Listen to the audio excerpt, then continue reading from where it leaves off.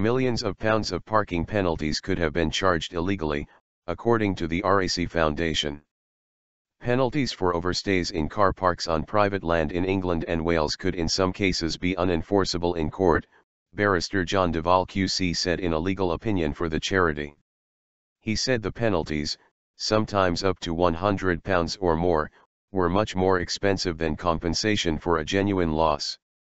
The foundation said it wanted to see its argument tested in court. And it is also calling for the government to ensure that extra parking charges are reasonable and enforceable. Possible refunds. Mr. de Waal said parking companies were levying charges on drivers which were disproportionate to the losses suffered by landowners as a result of motorists' actions. He said the charges should be seen by the courts as penalties, which would mean they were unenforceable. The Protection of Freedoms Act 2012 banned clamping, towing, blocking in or immobilizing a vehicle without lawful authority on private land, in a bid to end abuses by rogue clamping firms. Providing the signs are clear and obvious and the motorist knows of the terms of parking at the time that they park, then they accept those terms. John Davies Independent Parking Committee.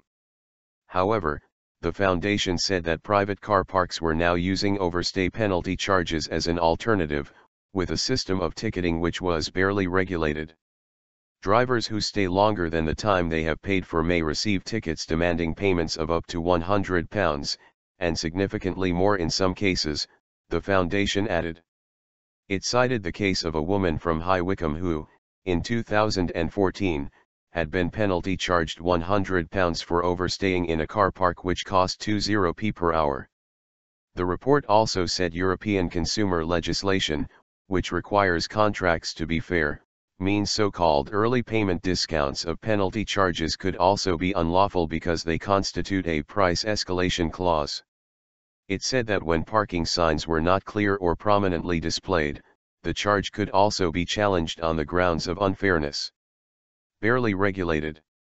The foundation's director, Professor Stephen Glaister, estimated overcharging in private parking penalties may have reached £100 million in 2013 and said millions of drivers could be due a refund.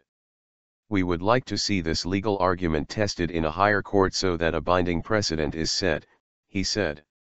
He also said a case coming to the Court of Appeal next week, regarding a motorist who is contesting an £85 charge, could establish a precedent in law if the motorist wins.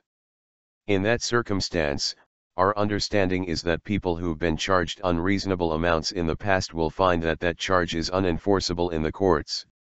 In other words, they will have a case to get that money repaid. John Davies, director of the Independent Parking Committee, a trade association for the parking industry, said the forthcoming Court of Appeal case would offer much-needed clarity on the law.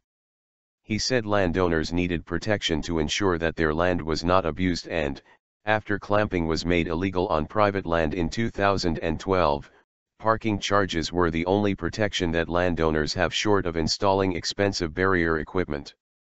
Providing the signs are clear and obvious and the motorist knows of the terms of parking at the time that they park, then they accept those terms. If they don't accept them, they have the choice not to park. Bone of contention.